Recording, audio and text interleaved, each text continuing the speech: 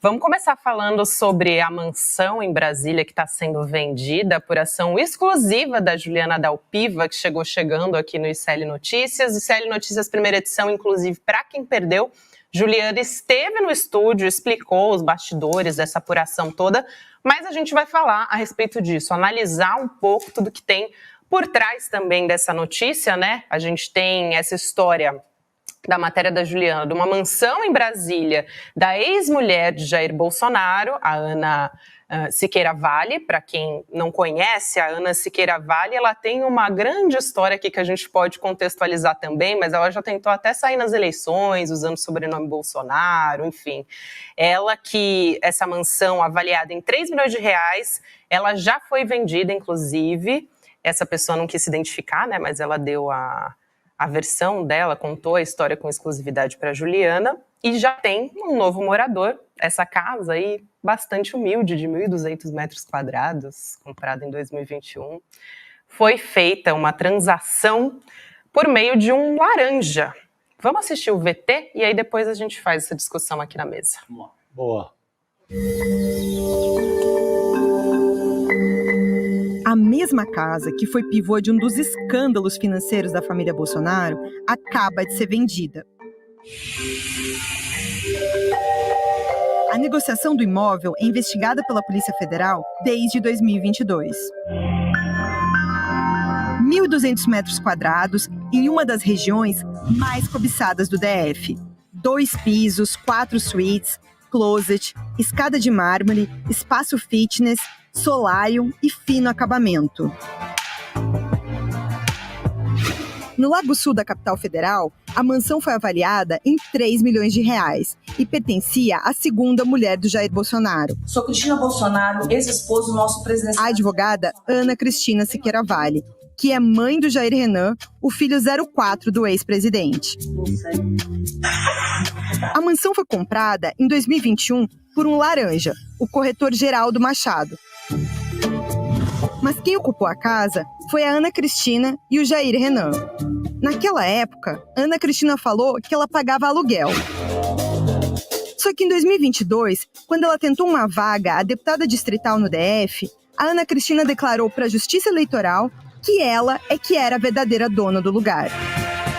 Mas no registro de imóveis, até hoje, o proprietário ainda é o Geraldo Machado. O Geraldo nunca morou na mansão. O endereço onde ele vive é bem mais modesto, a 30 quilômetros da casa no Lago Sul. Mesmo assim, foi ele quem vendeu o imóvel há 6 meses e só agora a transação foi descoberta aqui pelo ICL. Nós tentamos falar com ele. Oi, Geraldo? Eu já imagino o que você queira falar. Eu não tenho nada a declarar para você não, tá? Qualquer coisa você pode falar com meus advogados e resolver essa situação. Mas nem o Geraldo, nem os advogados dele quiseram falar com a gente. E o Geraldo sempre negou ser um laranja da Ana Cristina. Depois que a negociação da casa foi revelada, a Polícia Federal abriu uma investigação e também descobriu uma movimentação financeira atípica da ex-mulher do Bolsonaro no valor de mais de 9 milhões de reais. Dias antes do segundo turno das eleições presidenciais, em 2022, a Ana Cristina deixou o Brasil e foi morar na Noruega. Ela fez 1.485 votos e não conseguiu se eleger como deputada distrital. Ela também deixou para trás, além dessa investigação sobre a mansão na Polícia Federal, uma outra que apura lavagem de dinheiro, peculato e organização criminosa e que também envolve o vereador Carlos Bolsonaro. A Ana Cristina foi chefe de gabinete dele de 2001 até 2008. Espero que vocês acreditem.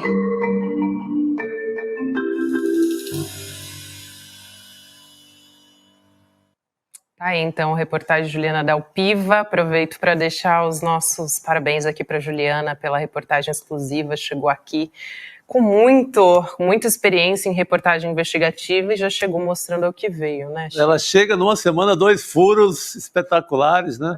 O caso lá do médico estuprador do Rio de Janeiro e esse caso da mansão assombrada. Isso é uma mansão assombrada, Verdade, né? Assombrada por quê? Assombrada pelos mistérios que envolve. Como é que compra essa casa? como é que sabe? Esse laranja, qual o papel do laranja? É ser laranja, ser um intermediário, um falso comprador. Mas de onde é que veio esse dinheiro? Essa movimentação, ela movimenta entre 2019 a 2022 cerca de 9 milhões.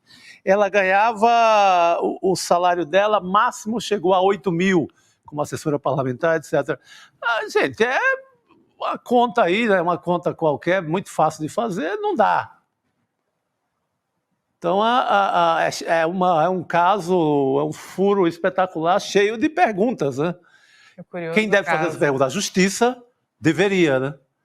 Exatamente. Por que essa ex-mulher do Bolsonaro, mãe do Jair Renan, que era cheio de rolo. Sim.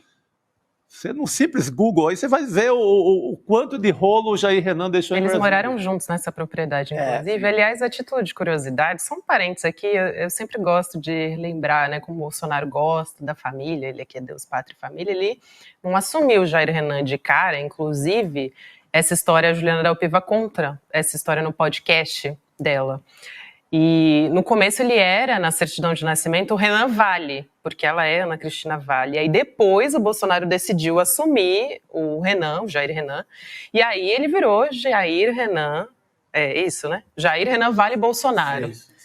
Então, Bolsonaro não assumiu de cara o filho. Só para curiosidade aqui. Ela contou isso pra gente, que ele pediu um teste de DNA, inclusive, e ela destacou isso, a gente teve uma conversa com ela na Galãs Feios, ela disse isso, que esse foi um dos aspectos que a marcou muito. Agora, veja, tem um aspecto aqui que eu achei curioso e eu fiz uma pesquisa rápida e eu quero compartilhar com vocês. De acordo com um levantamento que foi realizado em 2019 pelo portal W Imóveis, a média do preço em Brasília, no Distrito Federal, girava, do metro quadrado, girava em R$ 9.743 o metro quadrado. R$ 9.743.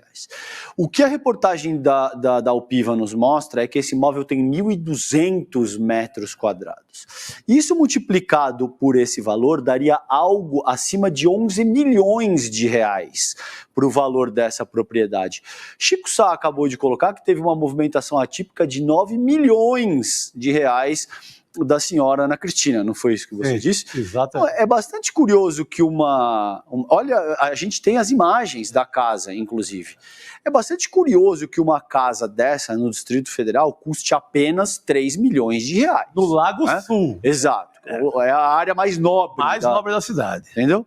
Então, é curioso que tem muita coisa aí, claro, a gente produz o jornalismo, sobretudo através da Dalpiva, que é uma craque absoluta do jornalismo investigativo, assim como o Demore. Então, não cabe acusar de forma precipitada, mas que tem muita coisa estranha nessa história que não acaba com a questão do Geraldo Machado ser o corretor e a casa estava no nome dele, mas na verdade ele estava morando numa casa extremamente mais simples e quem morava lá era a ex-mulher do presidente da República que habita aquela residência com o filho dela com o presidente da República. Ora, isso é muito suspeito para dizer o mínimo, hein? Muito suspeito. Exatamente. E você pega essa questão do valor, aí você vai para entender, no geral, os negócios da família. Você vai para a mansão do Flávio, aí pertinho, colado, quase vizinho. Você vai para a mansão do Flávio Bolsonaro, essa mesma suspeita. Declarado 6 milhões, mas qualquer corretor que você... a gente fez aqui no ICL1 com o Eduardo Moreira, começou ali contato com o imobiliário em Brasília, em meia hora a gente chegou à conclusão, com preço de mercado em Brasília, que essa mansão não ficaria por menos de 18 milhões. É só a gente dar uma olhadinha do Flávio nas imagens Bolsonaro, da mansão. Que é declarada por 6. Então, aí você volta à repórter dessa história toda, Juliana Dalpiva. Pegue o livro, ou a série de reportagens, ou o livro O Negócio do Jair, ou o podcast dela, a série de programas sobre o negócio do Jair. A mesma história. É um dinheiro que vem, você não sabe a origem, às vezes muito dinheiro vivo para não deixar o rastro ou num cheque, ou numa transação bancária normal. Sim. É tudo rolo. Sabe, não dá pra gente acreditar em nada. Acaba o vídeo e ela dizendo, acreditem. Eu não acredito. Eu não acredito. Tá complicado. Tá complicado acreditar na senhora. Não dá, minha senhora. Não dá. E sabe o que eu acho também, gente? É o seguinte, veja, a gente entende que numa organização democrática as pessoas precisam ter direito ao contraditório, à ampla defesa. A gente não pode assumir os mesmos métodos que caracterizaram, por exemplo, a infame Operação Lava Jato. Muito bem. Tudo isso está posto. Agora, existem indícios fortíssimos de todas as ordens e começam a aparecer provas que, a meu ver, são irrefutáveis. São provas cabais de que existem coisas ilegais sendo conduzidas por essa família. A pergunta é, o quanto é o bastante? Que tipo de materialidade jurídica seria preciso para que, então, essa família seja indiciada? Porque a justiça pode ser cega, ela só não pode ser estúpida. Ela só não pode chegar a um momento em que nada do que seja apresentado seja o suficiente para caracterizar um processo de ilicitude, de que essas pessoas precisam responder pelos crimes que elas cometem, ou isso não vai acontecer nunca? A despeito de todos os imóveis, de dinheiro, de rachadinha, de participação em golpe, de carteira vacinal falsificada, não importa o que eles façam, eles estão acima da lei, é isso? Bom, aí, complicado, né? Parece que sim, até agora. Pois é. Onde você vai? Hoje eu estava revendo lá para um trabalho, o Vale o Escrito, o documentário do Globoplay sobre o mundo dos bicheiros. Está lá a família Bolsonaro em qualquer lugar, cara. Qualquer lugar que tiver algo ilegal, imoral, tá lá a família. Ligado ao Adriano da Nóbrega, sabe? Que é um dos milicianos, chefe do escritório do crime. Assim, onde você vai que tiver coisa errada, tá lá essa família. Tem a digital deles. Tem a digital dessa família. E não acontece nada. Inclusive, tem um livro que acabou de sair, do Adriano da Nóbrega, contando a história inteira dele, O Decaído, do Sérgio Ramalho. A gente até conversou com ele essa semana. Você fez um programa com ele, detalhes. Autor, né? Sim. E ele conta profundamente a ligação entre o Adriano da Nóbrega e a família Bolsonaro, como ele se aproximou do Flávio por conta do roubo de um carro, e aí é família que foi trabalhar no gabinete dele da Alerj, e por aí vai. Então, assim, não tem essa de não conhecia, era um policial que a gente admirava, como a história do Adriano no BOPE. Não, na verdade, o Bolsonaro foi tudo muito calculado. Quando o Adriano estava preso, o Bolsonaro foi ao Congresso Nacional para homenagear, inclusive defender o capitão Adriano, que é um assassino de aluguel, né? Ligado à máfia do jogo do bicho e também à milícia também do Rio de Janeiro. Agora, a gente teve uma atualização desse caso feita pelo portal do ICL Notícias, iclnoticias.com.br, do jurista Fernando Fernandes, que também é um craque, né, para avaliar todos esses imbróglios aí jurídicos. Ele diz que cabe ao Ministério Público ou à Polícia Federal garantirem que esse dinheiro fique no país se comprovar a lavagem de dinheiro. A gente viu na matéria da Juliana Dalpiva agora que Ana Cristina mora na Noruega. Ela saiu no final de 2022, acho que 2 dias antes das eleições presidenciais de 2022, e nunca mais voltou. Está lá até hoje. Ela perdeu a cidadania brasileira. Brasileira, exato. Porque a Noruega não dá como opção você ficar com dupla cidadania. Certo. Se você faz uma opção voluntária ali, para ser norueguesa, porque ela tem cidadania norueguesa. Ela é só de lá agora. Então, tá lá, não sei se contando com isso, contando com esse exílio voluntário aí. Né? Fato é que ela é investigada pela Polícia Federal, né? Por lavagem de dinheiro, por peculato, por organização criminosa, mas está na Noruega e perdeu a cidadania brasileira. Mas, enfim, de qualquer forma, esse caso continua correndo aí. E a gente continua acompanhando por aqui. Agora, gente, é importante essa questão do dinheiro também ficar aqui no Brasil, né? Sim, pelo menos isso, né? Por favor. O caso do Flávio que eu citei foi reaberto em dezembro. aquele período que as notícias, a gente acaba, algumas passam batidas, o Tribunal de Justiça do DF reabriu o caso, teve uma ação popular, questionando tudo isso que a gente questiona, como um senador que, líquido, ele ganha 24 mil, para ele comprar essa mansão, mesmo no valor baixo aí que ele colocou, ele teria que ganhar 46,8 mil líquido, pelo estudo do próprio BRB, que é um banco, é o Banco de Brasília, banco com recursos, banco que tem ações do Estado, certo, no caso do DF. Então, tem essa ação popular que pode ser que complique um pouco a vida dele. O leve a explicar, porque fica tudo fácil demais, né, cara? Ele já vem da loja de chocolate, que foi aquela maior ficção do mundo, comprou assim, dezenas de imóveis no Rio, e nada pega contra esses senhores. Não, é um empresário, Chico, você está sendo injusto. Maldoso. Maldoso, é um empresário, imagina. Tudo isso é muito ruim para a nossa vida social, porque como é que fica a cabeça do cidadão comum, vamos dizer, quando você precisa fechar o seu imposto de renda, e você sabe que se você cometer o mínimo erro ali, você vai cair na malha fina.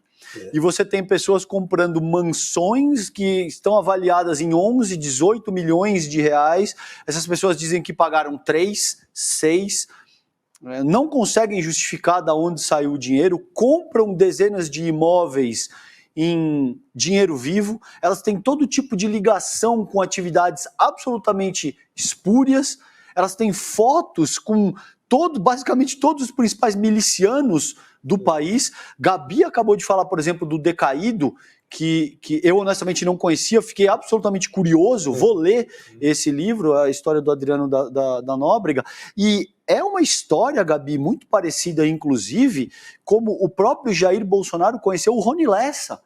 O Rony Lessa também conhece o pai do Flávio, o Jair Bolsonaro, de uma forma muito similar. Tem um assalto, no qual o assaltante rouba, acho que os pertences, a moto, ele desarma, não é? O Jair Bolsonaro. E aí o Rony Lessa meio que aparece na trama dessa forma, meio que executa a pessoa que tinha roubado, ou a pessoa aparece morta, algo dessa natureza. E acho que o Rony Lessa, que na ocasião era um cabo, né, se eu não me engano, aparece para devolver os pertences do Jair Bolsonaro, que já foi gravado defendendo a atividade miliciana, porque diz ele, abre e fecha aspas, que onde as pessoas pagam a milícia, esse é o Rony Lessa que está aí na tela, não existe criminalidade. Então tem muitos comerciantes e parte da sociedade civil que defende práticas milicianas. Ora, eu me pergunto, o que mais faltaria para o indiciamento, Chico? A gente já viu múltiplas vezes, mais do que um jurista renomado aqui no ICL, no N1, no N2, dizendo, bom, o Ministério Público, se ele não agir e não agir logo, ele fica desacreditado, gente. Isso é muito ruim. Então, o senhor Gonê, agora, precisa mostrar o que ele veio, Chico e Gabi. É muito ruim isso, que pese contra essa família tantos indícios, tantas coisas seríssimas, e que eles simplesmente passem incólume. A mensagem que isso manda para o nosso tecido social é que essas pessoas estão acima da lei e que, portanto, o nosso ordenamento jurídico trabalha com um determinado tipo de classe, de gente que está imune à lei. É exatamente isso que eu percebo aqui no nosso chat também. As pessoas ficam indignadas, estou decepcionado com a justiça do nosso país, é o que diz o Luiz Azevedo. O Eduardo Botelho até pergunta aqui, e o COAF, a Receita Federal, qual a origem do dinheiro para comprar a mansão? Inclusive foi o relatório do COAF que identificou aquela origem da grana que o Chico falou, de 9 milhões, que foi movimentado ali entre 2019 e 2022, um pouco antes da Ana Siqueira sair do país. E também muita gente dizendo aqui que sente um sentimento assim de enganação mesmo, de onde que arrumaram tanto dinheiro, por que isso não é investigado? Está sendo investigado, agora o fato é que a gente precisa ver uma tomada de decisão, ver a coisa acontecer de verdade, né?